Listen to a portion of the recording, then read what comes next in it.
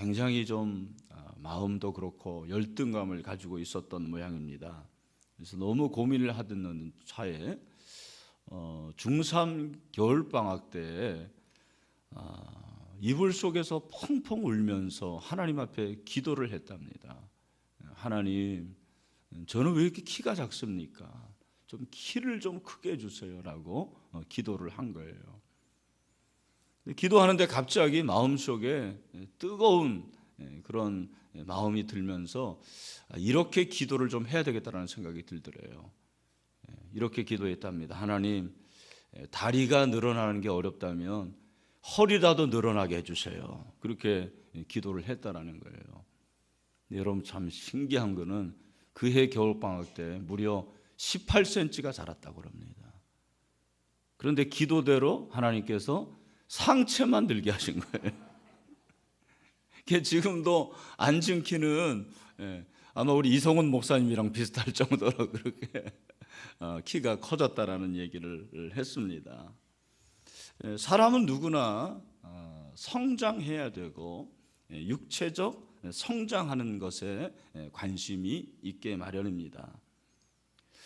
그런데 여러분, 육체적 성장은 당연하게 생각하는데 영적 성장에 대해서는 많은 분들이 당연하다고 생각하지 않는 것 같아요.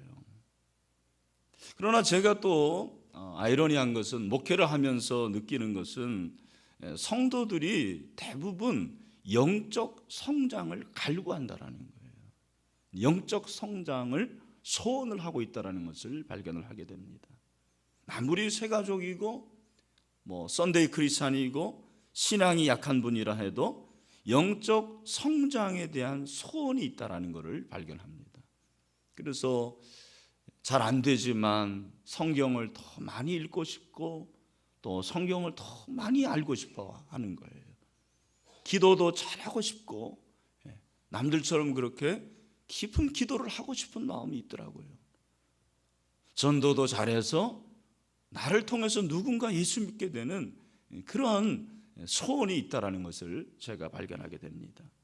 더 경건한 삶, 주님을 닮은 그런 영적 성장을 소원을 하고 있습니다. 근데 이런 소원을 가짐에도 불구하고 왜 영적으로 성장하지 않을까? 그것은 저의 고민이고 여러분의 고민이기도 합니다. 왜 영적으로 성장이 어려울까라는 것은 한마디로 말하기는 굉장히 어려운 문제라고 생각을 합니다. 근데 그 중에 한 가지 많은 분들이 오해하고 있는 게 있어요. 그게 뭐냐면 영적 성장이 자연적으로 이루어진다라는 생각을 하는 것 같아요. 무슨 말입니까? 그냥 교회를 다니면, 예배를 드리면, 시간이 지나면 자연히 영적으로 성장한다고 생각하는 거예요. 여러분, 정말 그러던가요? 신앙생활을 오래 하면 저절로 신앙의 성장이 있던가요? 저는 그렇게 생각하지 않습니다. 신앙이 성장하는 것과 경륜이 늘어나는 건 달라요. 경험이 느는 건 다른 것입니다. 교회를 다닌다고 해서 다 영적으로 성장하는 것만은 아닙니다. 여러분, 학교도 그렇지 않습니까? 제가 중학교 1학년 때 입학을 했는데 저희 담임 선생님이 좀 특이한 분이어서 짝을 이렇게 짓게 하는데 그 당시에는 70명이었잖아요. 근데 어떻게 짝을 지었냐면 1등하고 70등하고 앉고 2등하고 69등 앉고 3등하고 68등 이렇게 앉히는 거예요. 근데 여러분, 제가 제 짝을 만났는데 얘는 공부를 못하는 정도가 아니고 한글을 제대로 못 읽는 거예요. 한글을 제대로 못 쓰더라고요. 그래서 제가 그 아이에게, 그 친구에게 한글을 가르쳐 줬어요. 영어가 문제가 아니더라고요. 한글을 모르니까 무슨 공부를 합니까? 여러분, 초등학교 6학년을 학교를 다녔어요. 그럼에도 불구하고 한글도 안 되는 거예요. 제가 그때 깨달은 게 학교를 다닌다고 해서 공부를 하는 게 아니구나. 그 사실을 깨달았습니다. 성경에 나오는 인물들 중에 영적 성장에 관심을 갖고 끊임없이 영적으로 성장해서 성숙해진 대표적인 인물을 들라면 저는 베드로를 들고 싶습니다. 베드로는 갈릴리의 어부였다가 주님의 부름을 받습니다. 예수님의 수제자로서 가이사랴 빌립보에서 뭐라고 고백합니까? 주는 그리스도시요 살아계신 하나님의 아들입니다. 이렇게 위대한 신앙 고백을 해서 주님을 놀라게 합니다. 뿐만 아니라 예수님이 로마 군병에 잡히던 그날 밤에 칼을 뽑아서 제사장 종 말고의 귀를 자르는 그런 용감한 제자이기도 했습니다. 하지만 언제 그랬냐는 듯이 그가 예수님이 십자가에 죽으실 때 그 곁에 갔다가 작은 여종 하나가 너도 예수의 당이지라는 그 질문 하나에 겁을 집어먹고 나는 예수님을 모른다 3번이나 부인합니다. 그리고 36개 주랭이 양을 치고 닭이 울 때야 예수님의 말씀이 생각이 납니다. 네가 닭 울기 전에 3번 나를 부인하리라. 베드로가 영적인 침체를 경험하죠. 실패를 하게 됩니다. 그리고 고기를 잡으러 갑니다. 옛날로 돌아갑니다. 그랬던 베드로를 부활하신 예수님이 찾아오셔서 네가 나를 사랑하느냐 3번 물으시죠. 내 양을 먹이라, 내 양을 치라, 내 양을 먹이라 말씀하십니다. 예수님을 인격적으로 만나게 되고 오순절에 성령을 받아서 드디어 복음 전도자가 됩니다. 후에는 십자가에 거꾸로 달려서 순교를 하게 됩니다. 그런 예수님의 수제자에서 변절자로, 변절자에서 순교자로 변화됩니다. 이런 엄청난 변화를 경험하고 베드로가 이러한 자신의 일생 가운데서 경험한 게 있어요. 체험한 것이 바로 영적인 성장입니다. 그가 성장해요. 성숙하게 됩니다. 누구보다도 영적 성장에 관심이 많았던 사람이 예수님의 제자 베드로였습니다. 여러분 베드로 전후서를 읽어보세요. 그런 사실을 발견하게 됩니다. 그런 그가 베드로 전후서를 다 쓰면서 쓴 후에 결론적으로 하신 말씀이 오늘 우리가 읽은 본문이에요. 여러분이 본문을 다시 한번 보시길 바랍니다. 우리 한번 더 읽어봤으면 좋겠는데, 자 같이 한번 읽어보겠습니다. 시작. 오직 우리 주 곧 구주 예수 그리스도의 은혜와 그를 아는 지식에서 자라가라. 영광이 이제와 영원한 날까지 그에게 있을지어다. 아멘. 여러분 저는 이 말씀이 저와 여러분에게 주시는 하나님의 음성이 되기를 주님의 이름으로 축원합니다. 신앙 성장이 어떻게 되느냐, 영적으로 어떻게 성장할 수 있느냐, 오직이라고 써요.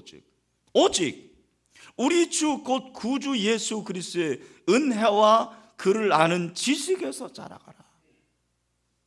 여러분 영적으로 성장하기 원하십니까? 그러면 오늘 이 말씀을 보니까 구주 예수 그리스도의 은혜와 그를 아는 지식에서 살아가래요. 영적으로 성장하고 싶은 성도들이 제일 먼저 기억해야 될 사실이 있습니다. 영적 성장은 하나님의 은혜로 가능하다라는 사실입니다. 하나님의 은혜로 가능해요. 여러분 오늘 본문을 보면 구주 예수 그리스도의 은혜입니다. 소유격을 해석을 잘 해야 된다고 그랬죠. 여기서 소유격은 주격 용법으로 사용됐습니다. 무슨 말입니까? 그리스도에 의해서 주어진 은혜라는 거예요. 이 은혜가 예수 그리스도를 통해서 주어진 은혜라는 거예요. 예수 그리스도가 없다면, 그리스도께서 은혜를 주시지 않으면 영적으로 자라날 수 없다라는 것을 우리에게 말씀하고 있습니다. 영적으로 성장하는 성도의 특징이 뭐냐? 은혜가 있다라는 거예요. 하나님의 은혜가 있어요. 은혜는 하나님의 선물이죠. 은혜는 하나님이 주시는 은혜입니다. 그래서 고린도서 3장 6절 7절에 보니까 나는 심었고 아볼로는 물을 주었으되 오직 하나님께서 자라게 하셨나니 그런즉 심는 이나 물 주는 이는 아무것도 아니르되 오직 자라게 하시는 이는 하나님뿐이니라. 그렇게 말씀하고 있습니다. 자라게 하시는 이는 누굽니까? 하나님입니다. 우리가 하나님을 더 의존해야죠. 하나님을 더 믿어야 되죠. 하나님을 더 사랑해야 되죠. 하나님께 더 나아가야 되는 것입니다. 올 한 해 저는 하나님으로 인하여서 저와 여러분의 신앙이 자라날 수 있게 되기를 주님의 이름으로 축원합니다. 은혜를 많이 받아야 돼요. 은혜 많이 받으면 자라나게 되어 있는 거예요. 예배의 은혜, 기도의 은혜, 찬양의 은혜, 여러분의 삶 속에서 순간순간 하나님이 주시는 은혜에 강해서 헤엄칠 때 나도 모르게 신앙이 성장이 되는 거예요. 그 하나님의 은혜가 하늘에서 내려오는 거죠. 그 은혜를 우리는 사모하는 것입니다. 그 하나님의 은혜가 오늘 이곳에 지금 임하게 되기를 간절히 소원합니다. 여러분, 그렇다면 영적 성장이 하나님의 은혜라면 우리는 가만히 있어도 되겠습니까? 그냥 가만히 있으면 되는 거예요? 천만에요. 오늘 말씀을 다시 보십시오. 오직 우리 주 곧 구주 예수 그리스도의 은혜와 그를 아는 지식에서 그렇게 말씀하고 있습니다. 사실은 이것이 그의 지식이에요. 그의 지식, 구주 예수 그리스도의 지식이라는 것입니다. 이것은 그리스도를 아는 지식이라는 것입니다. 여기서 그라는 것은 예수 그리스도를 말하는 거죠. 예수 그리스도는 지식입니다. 같은 말이에요. 예수 그리스도는 하나님의 말씀이죠. 요한복음 1장 1절에 보니까 태초에 말씀이 계시니라 이 말씀이 하나님과 함께 계셨으니 이 말씀은 곧 하나님이시니라. 그렇게 말씀하고 있습니다. 그러니까 여기서 말하는 지식은 말씀이에요. 예수 그리스도입니다. 그러니까 오늘 이 말씀에서 지식이 자라난다는 것은 뭐가 자라는 거예요? 말씀이 자라는 거예요. 주님의 말씀, 하나님의 말씀이 자라나는 거예요. 우리가 어떻게 영적으로 성장할 수 있는가? 하나님의 말씀으로 성장할 수 있다는 거죠. 저는 지금까지 목회를 하면서 영적으로 성장하는 성도와 성장하지 못하는 성도, 그리고 영적으로 답보하는 성도와 퇴보하는 성도의 차이점을 발견합니다. 그것이 무엇이냐면 하나님의 말씀이에요. 하나님의 말씀이 심어지면 그 말씀이 변화를 일으키는 거예요. 하나님의 말씀이 심어지면 그 말씀이 성장을 하게 하는 것입니다. 왜요? 말씀 안에 생명이 있기 때문입니다. 여러분, 하나님의 말씀 안에 생명이 있습니다. 베드로가 이 사실을 너무 잘 알았어요. 아마 그가 하나님의 말씀으로 생명을 얻게 된 것 같아요. 그것을 경험한 것입니다. 베드로전서 1장 23절에서 베드로가 뭐라고 고백합니까? 우리 다 같이 한번 읽어보겠습니다. 시작. 너희가 거듭난 것은 썩을 씨로 된 것이 아니요 썩지 아니할 씨로 된 것이니 살아있고 항상 있는 하나님의 말씀으로 되었느니라. 아멘. 여러분, 씨앗 속에서는 엄청난 생명이 담겨져 있어요. 이 씨앗 안에 엄청난 생명이 담겨져 있습니다.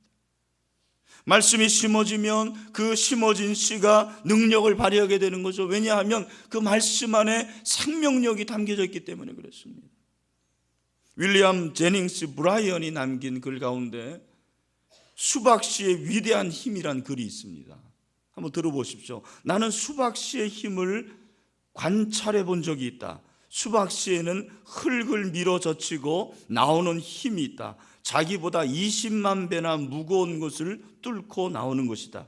수박씨가 어떻게 이런 힘을 내는지 알 수는 없다. 도저히 모방할 수 없는 색을 껍질 바깥으로 우러나오게 하고 그 안쪽에 하얀 껍질 그 안쪽에 다시 검은 씨가 촘촘히 박힌 붉은 속을 어떻게 만들어낼 수 있는지 나는 알 수 없다. 그 하나하나의 씨는 또다시 차례차례 자기 무게의 20만 배를 뚫고 나올 것이다. 이 수박씨의 신비를 설명할 수 있다면 나도 신의 신비를 설명해 주겠다. 그렇게 말했어요.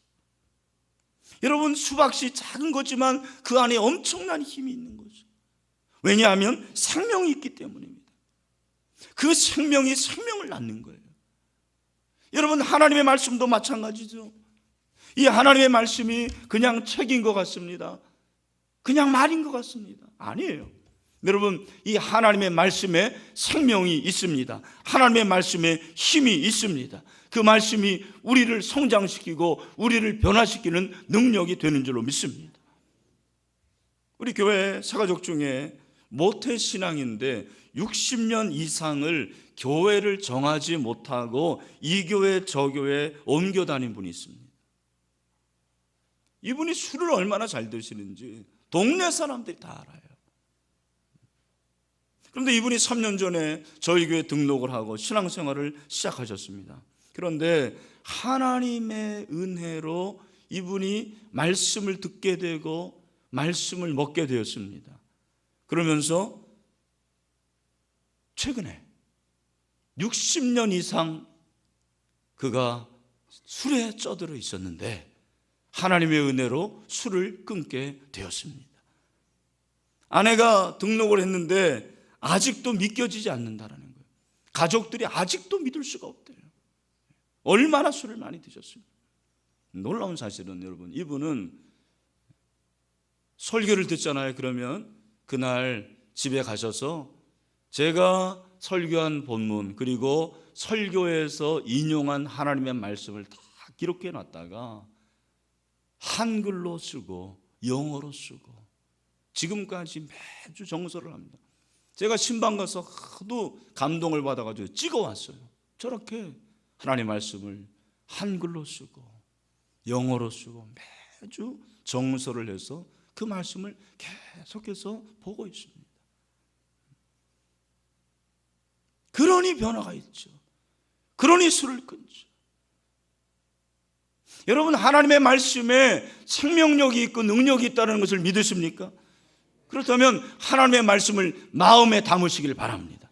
각인이라고 그래요. 각인. 그 하나님의 말씀이 여러분의 영혼 깊은 곳에 박힐 수 있게 되기를 바랍니다. 그럴 때 우리 가운데 있는 죄악이 끊어지게 될 줄로 믿습니다. 그럴 때 우리 속에 있는 악한 것들이 예수의 이름으로 다 사라지게 될 줄로 믿습니다. 말씀을 먹어야 돼요. 여러분, 말씀을 먹어야 되는 이유가 무엇입니까? 하나님의 말씀이 생명의 양식이기 때문에 그렇습니다. 하나님의 말씀이 생명의 양식이다. 먹어야 사는 거예요. 여러분, 신명기 8장을 보면 예수님께서 이 말씀도 인용하셨지만 유명한 말씀이 나옵니다. 신명기 8장 3절입니다. 너를 낮추시며 너를 줄이게 하시며 또 너도 알지 못하며 내 조상들도 알지 못하던 만나를 내게 먹이신 것은 사람이 떡으로만 사는 것이 아니요 여호와의 입에서 나오는 모든 말씀으로 사는 줄을 내가 알게 하려 하심이니라. 아멘.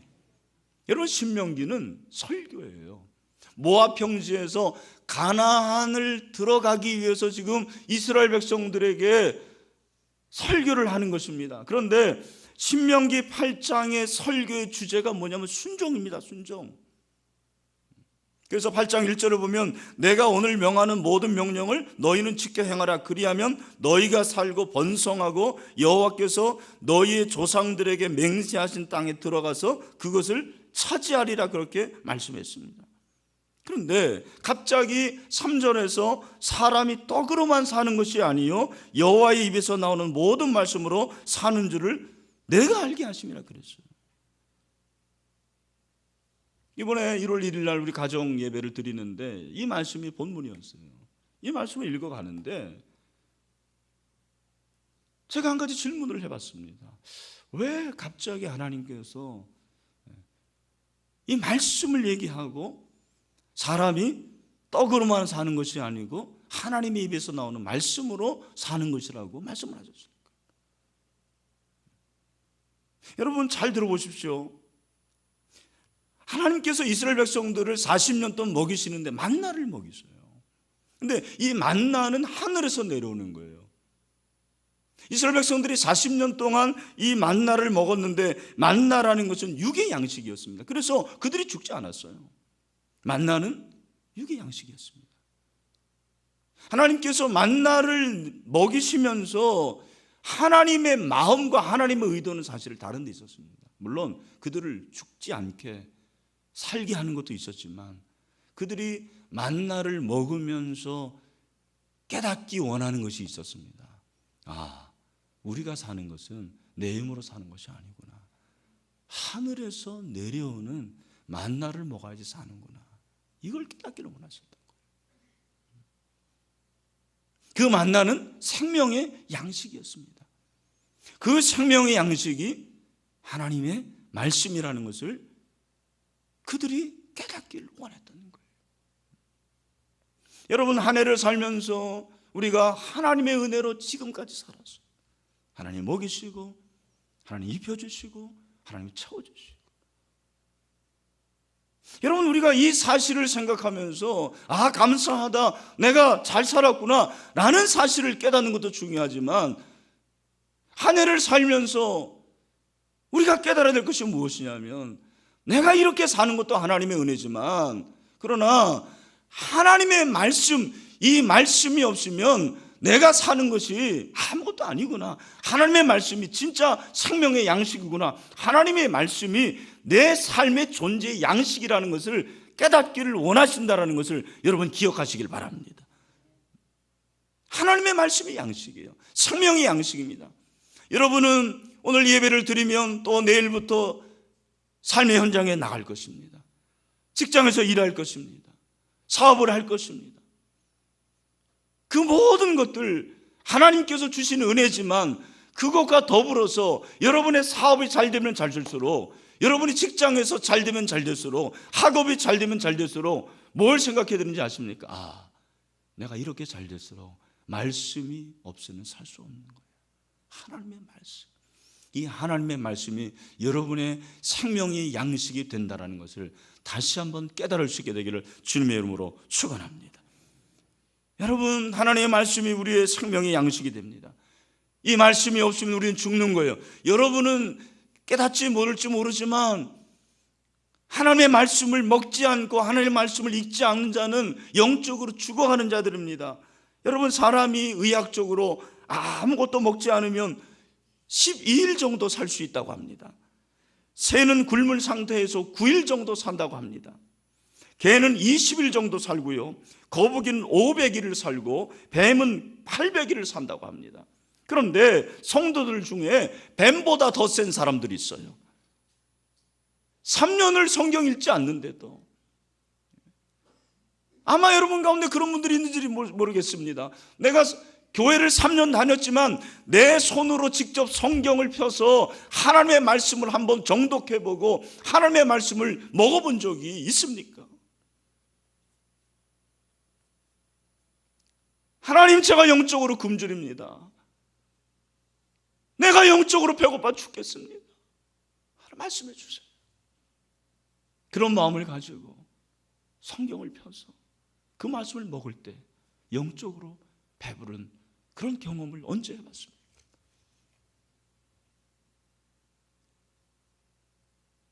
그런 경험이 여러분을 영적으로 성장하게 하는 거예요. 먹여주는 밥, 누가 떠주는 밥, 물론 그것도 중요하지만 여러분이 이제 잘하면 여러분 스스로가 밥을 먹어야죠. 여러분 스스로가 숟가락을 떠야죠. 여러분 스스로 하나님의 말씀을 먹고 그 말씀으로 여러분이 살아야 되지 않겠습니까? 여러분, 오늘부터 성경 세미나를 하는데요, 참 은혜가 되는 것은 이해실 사모님이 오시는데 이해실 사모님이 개교에 오시는 경우는 거의 없다고 합니다. 함께 일하는 목사님이 계셔서 그 목사님이 강의를 하는데 참 어떻게 참 하나님의 은혜로 우리는 저자가 직접 오게 되는 그런 은혜를 얻게 되었습니다. 이 세미나의 특징이 뭐냐면 생장점이 터지는 성경 세미나예요. 여러분, 생장점이 뭔지 아십니까? 우리 자연 시간에 배웠어요. 생장점. 식물의 생장점이 뭡니까? 줄기나 뿌리 끝에 있어서 세포 분열을 하게 하면서 그 식물이 살아나게 하고 자라게 하는 지점이 생장점이에요. 이 생장점이 있어야지 식물이 살아나는 거예요. 생장점이 있어야지 자라나는 거예요. 여러분, 식물이 생장점이 있어야 되는 것처럼 우리 영혼이 살아나고 우리 영혼이 자라나려면 생장점이 필요한 거죠. 이 생장점이 무엇입니까? 바로 하나님의 살아있는 말씀, 생명의 말씀이 우리 영혼의 생장점이 되는 것을 믿으시기를 바랍니다. 이것이 생장점이 되는 거예요. 여러분, 이번에 한번 이 5일 동안 참석해 보세요. 여러분, 사람이 미쳐야 삽니다. 제가 지금까지 많은 강의를 들었지만 그 중에 참 기억나는 강의가 뭐냐면, 사람은 한번 미쳤다라는 얘기를 한번 들어봐야 된다는 거예요.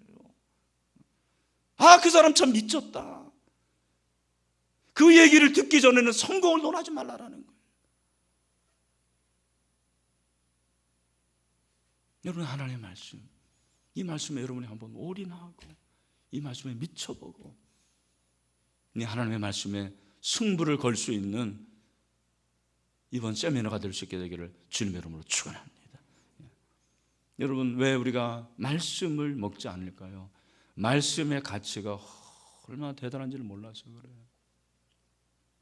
여러분이 성경 한 권을 우리는 그저 4-5만 원이면 사잖아요. 4-5만 원 구입을 합니다. 그런데 여러분, 필사자들이 이 성경을 필사할 때는요, 이 성경이 자그마치 3만 데나리온입니다. 3만 데나리온. 데나리온이 하루 품삯이에요. 그러면 계산해 보니까 30억 원의 가치가 있는데, 이 성경을 필사하려면 30억 원. 물론 구텐베르크가 인쇄소를 발명해서 이 성경책이 우리 손에 와 있습니다. 그래서 우리는 이 성경책의 소중함을 모르고 집안에 성경책이 몇 권이 되는 거죠. 그런데 여러분, 중세 시대만 하더라도 왕이나 귀족들 중에서도 이 성경을 갖기를 원하는 사람이 그렇게 많았다고 그럽니다. 가치를 모르는 거예요. 이 가치가 얼마나 대단한지 모르는 것입니다. 여러분, 저는 여러분들이 하나님의 말씀이 생명의 양식인 것을 깨닫고 이 말씀을 먹음으로 말미암아 영적으로 성장할 수 있는 놀라운 변화가 있게 되기를 주님의 이름으로 축원합니다. 어떻게 그럴 수 있느냐? 여러분, 저는 기계치입니다. 기계를 잘 몰라요. 기계를 잘 못 다룹니다. 그래서 스마트폰도 제가 하는 것만 합니다. 근데 제가 참 요즘에 스마트폰을 이렇게 보면서 참 하나님께서 좋은 툴을 주셨다 그렇게 생각을 해요. 이 스마트폰으로요, 밴드를 하고 또 카톡방을 하면서 서로가 교제를 하니까 너무너무 좋은 거예요. 우리 교육자들도 방송에 관한 거, 또 감사일기도 올리고 서로 이렇게 밴드를 가지고 서로 교제하는 게 얼마나 좋은지 모르겠어요. 근데 참 또 감사한 게 뭐냐면, 이 스마트폰을 통해서 성경을 읽게 되는 거 얼마나 좋은지 모르겠어요. 참 좋습니다. 과거에는 여러분, 우리가 성경 찬송을 꼭 가지고 다녀야지 성경을 읽을 수 있었어요. 여러분, 그러나 지금은 그렇지 않습니다. 스마트폰만 있으면, 여러분이 성경 어플을 받으면 언제든지 성경을 볼 수가 있는 거예요. 특별히 그 CCTV에서 나온 성경 찬송을 여러분 어플 받으면 참 좋을 것 같습니다. 다양한 번역본이 있습니다. 심지어는 오디오도 있어요. 여러분, 영어를 원하십니까? 그러면 영어 성경을 들으세요. 따라하세요. 얼마나 좋은지 몰라요. 성경을 읽기가 힘들다 그러면 여러분들이 이어폰을 꽂고 그 성경을 들으면서 다니세요. 매일 3장, 그리고 주일에 5장. 근데 중요한 것은 무엇이냐면, 나 혼자 하는 게 힘든 거예요. 그래서 우리 목자들, 목녀들에게 부탁하는데, 오늘 당장 카톡방을 만드세요. 밴드를 만드세요. 그래서 올리는 거예요. 내가 오늘 몇 장 읽었다. 어디서부터 어디까지 읽었다. 서로 체크하고 서로 확인해 주는 것입니다. 얼마나 좋은지 모르겠어요. 우리가 이렇게 한 마음이 되어서 한 뜻으로 하나님의 말씀을 먹고 하나님의 말씀을 나눌 때 영적인 성장이 이루어지는 거예요. 그 성장이 내가 모르는 가운데서 이루어지는 거예요. 그래서 오늘 본문에 보면 우리가 이렇게 성장할 때 성장의 최종적인 목표가 있다고 성경은 말씀하고 있어요. 여러분, 성경에 최종적인 목표가 뭐라고 그럽니까? 오늘 18절 보니까 오직 우리 주 곧 구주 예수 그리스도의 은혜와 그를 아는 지식에서 자라가라, 그렇게 말씀하고 있습니다. 최종적인 성장의 목표가 예수 그리스도라는 것을 우리에게 말씀하고 있습니다. 예수 그리스도가 우리의 성장의 목표예요. 여러분, 영적 성장을 통해서 우리가 키가 크는 게 아니죠. 몸무게가 늘어나는 게 아니에요. 예수님을 닮아가는 것이라고 그렇게 말씀하고 있습니다. 에베소서 4장 15절 우리 다 같이 한번 읽어보겠습니다. 시작. 오직 사랑 안에서 참된 걸 쌓아요 범사에 그에게까지 자랄지나 그는 하나님 곧 그리스도라, 그렇게 말씀을 하고 있습니다. 여러분, 여기서 보니까 범사에 누구에게까지 자라고 그럽니까? 예수 그리스도에게까지 자라라는 거예요. 예수 그리스도에게까지 자라는 거예요. 우리가 양이라고 합니다. 여러분, 양의 특징이 뭐냐면 양은 앞만 보고 갑니다. 시력이 약해서 앞에 양을 따라가는 거예요. 여러분, 우리가 누구를 따라가야 되겠습니까? 사람을 따라가는 게 아니죠. 우리가 하나님의 양이기 때문에 우리는 목자이신 예수 그리스도를 따라가는 자들입니다. 예수 그리스도가 우리의 목표입니다. 영적 성장의 최종 목표는 예수 그리스도를 닮아가는 거예요. 여러분, 금년에 여러분들이 영적 성장을 통해서 예수님처럼 생각하시길 바랍니다. 예수님처럼 말하시길 바랍니다. 예수님처럼 행동하십시오. 예수님처럼 섬깁시다. 예수님처럼 사랑합시다. 그래서 예수님의 형상이 저와 여러분 가운데 나와야 되고 예수 그리스도의 향기가 드러나야 되는 것입니다. 그래서 고린도후서 2장 15절을 보니까 우리는 구원받는 자들에게나 망하는 자들에게나 하나님 앞에서 그리스도의 향기라고 말씀하고 있습니다. 여러분, 그렇습니다. 우리가 이렇게 성장하면 저절로 예수 그리스도의 향기가 나오는 거예요. 우리 가정에서 자녀들이 여러분이 이렇게 영적으로 성장하면 자녀들이 그렇게 말할 거예요. 아, 우리 엄마 바뀌었어. 우리 아빠 바뀌었어. 향기를 맡는 거예요. 여러분의 이웃이, 여러분의 동료가, 우리 목원들이 여러분이 영적으로 성장하는 것을 눈으로 보게 될 것입니다. 변화를 목도할 것입니다. 그럴 때 여러분 가운데 그리스도의 향기가 드러나게 될 줄로 믿습니다. 말씀했습니다. 금년 2015년은 우리 모두 영적으로 성장하는 한 해가 됩시다. 예수 그리스도의 은혜와 그를 아는 지식에서 자라가는 한 해가 되기를 소원합니다. 말씀이 여러분의 인생의 생장점이 되시기를 축원합니다. 그 말씀을 먹으십시오. 말씀의 생명을 거십시오. 말씀으로 저와 여러분의 영적인 성장이 있게 되기를 주님의 이름으로 축원합니다. 마지막으로 베드로전서 1장 24절 25절 말씀으로 마무리하도록 다 같이 읽겠습니다. 시작. 그러므로 모든 육체는 풀과 같고 그 모든 영광은 풀의 꽃과 같으니 풀은 마르고 꽃은 떨어지되 오직 주의 말씀은 세세토록 있도다 하였으니 너에게 전한 복음이 곧 이 말씀이니라. 아멘. 기도하겠습니다. 좋으신 하나님 아버지, 2015년 우리 사랑하는 성도들 한 사람 한 사람 예외 없이 영적으로 성장할 수 있도록 은혜를 주시옵소서. 그리스도, 예수 그리스도, 우리의 주가 되시는 그리스도, 그분의 은혜와 그를 아는 지식에서 자라나게 하여 주시옵소서. 말씀으로 자라나기를 원합니다. 말씀을 먹게 하여 주시옵소서. 말씀이 생장점이 되게 하여 주시옵소서. 이 말씀으로 말미암아 우리의 영혼이 새로워지게 하여 주시옵시고 말씀으로 말미암아 그리스도를 더 알고 영적 성장을 통해서 그리스도까지 자라는 자들 되게 하여 주시옵소서. 하나님, 오늘부터 5일 동안 성경 세미나가 있습니다. 오시는 강사 우리 사모님에게 영력을 더하여 주시옵소서. 우리 성도들 소원을 갖게 되기를 원합니다. 아버지 하나님, 참석할 수 있는 여건을, 환경을 주시고 그렇게 참석하기를 소원하는 마음도 허락하여 주시옵소서. 그래서 온 교회가 말씀으로 하나 되고 말씀으로 성장할 수 있도록 축복하여 주시옵소서. 예수님의 이름으로 기도하옵나이다. 아멘. 기도하겠습니다. 이제는 우리 구주 예수 그리스도의 은혜와 아버지 하나님의 크신 사랑과 보혜사 성령님의 교통하심, 위로하심, 인도하심이 2015년 그리스도의 은혜와 그리스도를 아는 지식으로 충성하고 성장하기를 원하는 모든 우리 사랑하는 형제 자매들 가운데, 우리 몸된 신일교회 가운데 영원토록 함께 하시기를 간절히 축원하옵나이다. 아멘.